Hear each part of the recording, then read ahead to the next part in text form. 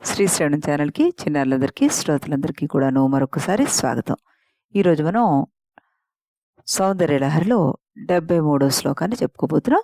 ఈ శ్లోకం ముందు సంస్కృతంలో మనం వినేద్దాం. ఆ తర్వాత ప్రతిపద అర్థ తాత్పర్యాలను తెలుసుకుని, తర్వాత మనం తెలుగులో పద్యాన్ని కూడాను ఆస్వాదించిన తర్వాత అప్పుడు మనం విశ్లేషణలోకి వెళ్దాం. ముందుగా సంస్కృత శ్లోకం.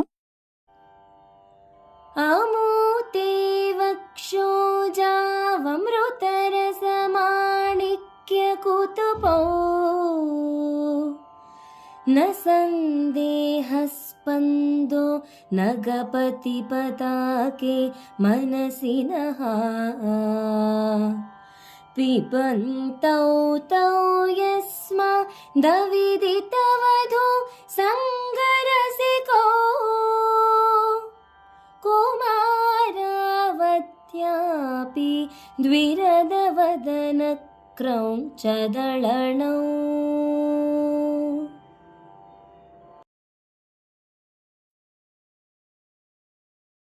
చాలా చక్కగా అర్థవంతంగా ఆలపించి వినిపించింది శ్రావణి.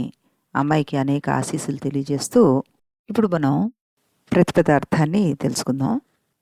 హే జగజ్జనని, నగపతి పతాకే, పర్వతములకు పతి అయిన హిమవంతునికి కీర్తిధ్వజం వంటి పార్వతీమాత, అమో ఈ కనబడుతున్న తే నీ యొక్క వక్షోజౌ అంటే కుచములు, వక్షోజౌ అంటే కుచములు, అమృతరసమును కలిగినవి, మాణిక్యములతో చేసిన, కుతుపౌ కలసములు, నహ మా యొక్క, మనస్సునందు, సందేహస్పంద సందేహమును కొంచెము కూడా లేకుండా, నా లేదు, యస్మాత్తో ఆ రెండు కుచాలు, పివంతో త్రాగుతున్న ఆ ఇద్దరు, ద్విరద వదన గజముఖము గల గణపతి, క్రౌంచదళనౌ క్రౌంచ పర్వతమును భేదించిన కుమారస్వామి, అవిదిత తెలియని, వధూసంగ స్త్రీ సంగమునందలి, రసికో రుచికలవారై, అద్యాపి నేటికి కూడా, కుమారౌ బాలురుగానే ఉండిపోయారు అంటూ అర్థం వస్తుంది. మరి దీని తాత్పర్యం ఏమిటి అంటున్నారు. ఓ పార్వతీదేవి, నీ స్తనాలు 2 అమృతాలు నిండినటువంటి మాణిక్య కలశాలు అనడంలో మాకు ఎలాంటి సందేహం లేదు తల్లి.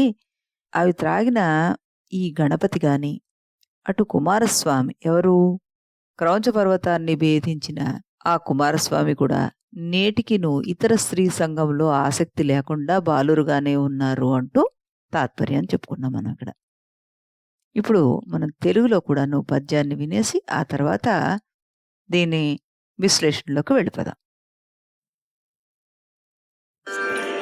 నీ కుజయుగ్మమునన్ సుధలు నిండిన కెంపుల సిద్ధులేయనన్,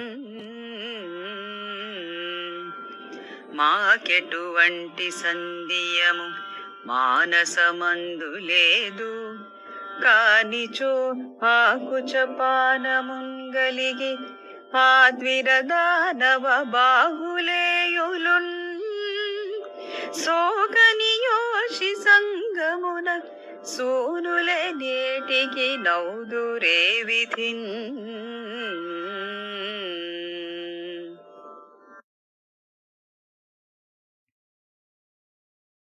ఈ తెలుగు పద్యాన్ని మనకి ఎంతో చక్కగా పాడి వినిపించారు అనురాధ గారు. ఇప్పుడు మనం దీనికి సంబంధించిన విశ్లేషణ గురించి చూద్దాం. ఇందాక చెప్పుకున్నట్టుగానే ఇందులో కూడాను మనకి అమ్మవారి యొక్క స్తనద్వయాన్ని గురించి చెప్తున్నారు. అవి అమృత భాండాలు లాంటివి, అవి జ్ఞాన అమృత భాండాలు అంటూ మనం చెప్పుకోవడం జరిగింది. అలాగే వాటిని ఆ అమృతాన్ని సేవించిన గణపతి గాని, అటు కుమారస్వామి గాని ఇంకా చిన్నపిల్లల్లానే ఉన్నారు. వాళ్ళకి బాల్యమే స్థిరపడిపోయింది అంటున్నారు. కౌమార యవ్వన దశలు రానే రాలేట. అయితే మనకి పురాణాల్లో కుమారస్వామికి వినాయకుడికి కూడాను వివాహం జరిగిందని చెప్తుంటారు. వినాయకుడికి సిద్ధి బుద్ధి అని, కుమారస్వామికి వల్లి దేవసేన అని అంటుంటారు అనమాట. ఇక్కడ దీన్ని ఎలా అర్థం చేసుకోవాలి అంటే, మనం గణేశుడికి సిద్ధి బుద్ధి అని 2 భార్యలు, కుమారస్వామికి వల్లి దేవసేన అని 2 భార్యలు అంటూ చెప్పుకున్నాం కదా. వీరిరువురు స్త్రీ సంఘ విషయమై తెలియని వారొకటి చేత ఇది అతిశయోక్తి అని అనిపించకుండా మనకి మానదనమాట. అయితే ఇక్కడ మనం సిద్ధి గురించి చెప్పుకుంటే గనక శివశక్తి యోగ సాధనలో యోగి అయిన సాధకుడికి లభించే ఋతంభర ప్రజ్ఞా భాండారాలకి గణపతి అని పేరనమాట. ఆ ప్రజ్ఞా భాండారం శివశక్తుల కుమారుడు.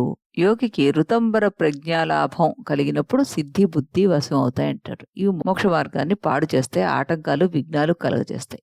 వీరి వలన విఘ్నములు నివారించేవాడై విఘ్నహంత అవుతున్నాడు ఈ గణేశుడు అంటూ మనం చెప్పుకోవచ్చు. అంతేకాకుండా భాద్రపద శుద్ధ చతుర్థి నాడు చంద్రుడు కన్యారాశిలోని హస్త నక్షత్రంలో ఉంటాడు.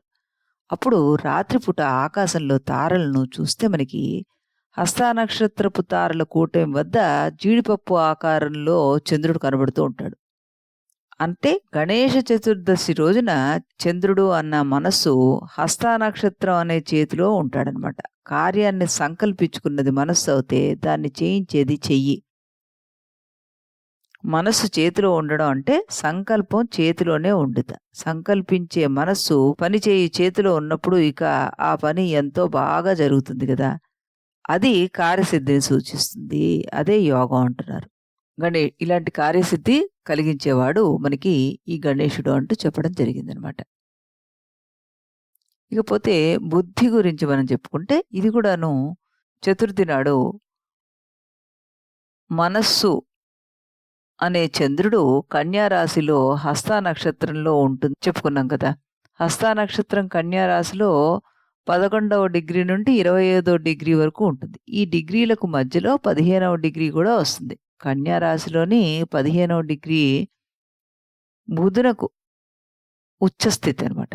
మనస్సు అనే చంద్రుడు పరిపుష్టమైన నైపుణ్యం గల బుద్ధిని సూచించి బుధుని ఉచ్చస్థితిని తెలియజేస్తాడు ఈ 15th డిగ్రీ దగ్గర మనకి.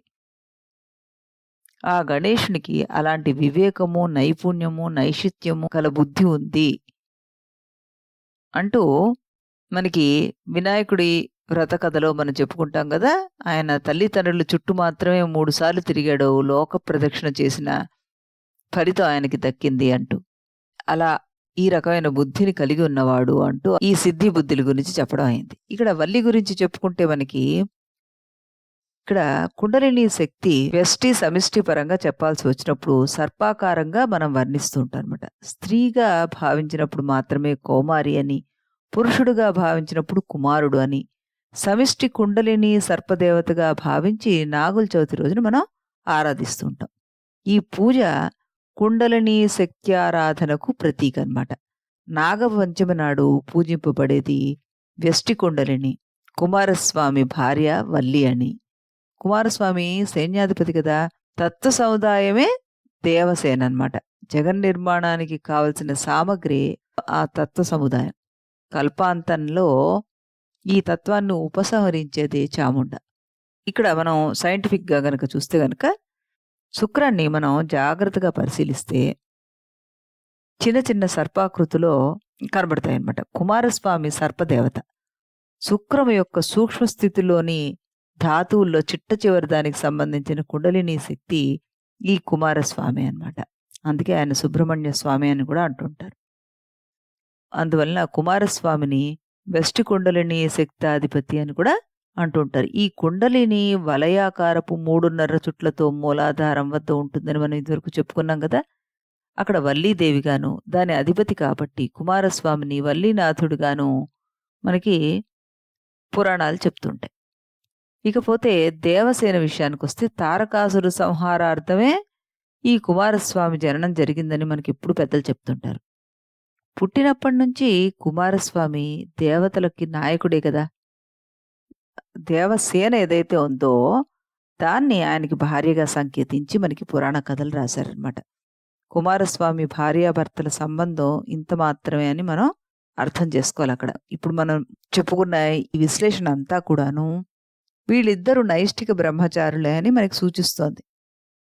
అంటే అమ్మవారి స్థానములో ఉన్నటువంటి ఆ ప్రేమ అమృతాన్ని పొందిన వీరిరువురు కూడాను సిద్ధి బుద్ధి అలాగే సేనాధిపత్యాన్ని కూడాను వహిస్తూ వీరుల్లాగా ఉన్నారు అంటూ మనం ఇక్కడ చక్కటి అర్థాన్ని మనం ఇక్కడ అన్వయించుకోవచ్చు అనమాట. ఇప్పుడు మనం దీనికి సంబంధించిన ఈ యంత్రాన్ని కూడా చూసేద్దాం. ఇది హాం బీజయుక్తమైన సమచతురస్రయం. ఈ యంత్రాన్ని గాని, బీజాక్షరాన్ని గాని మనంతట మనం ప్రాక్టీస్ చేయకూడదు. ఈ శ్లోకాన్ని గనక చదువుకుంటేట స్త్రీలకి స్తన్య ప్రాప్తి, గోవులకు క్షీర సమృద్ధి జరుగుతుంది అంటారు పెద్దలు. మళ్ళీ మనం రేపు మరో శ్లోకంతో కలుద్దాం. అంతవరకు సెలవు.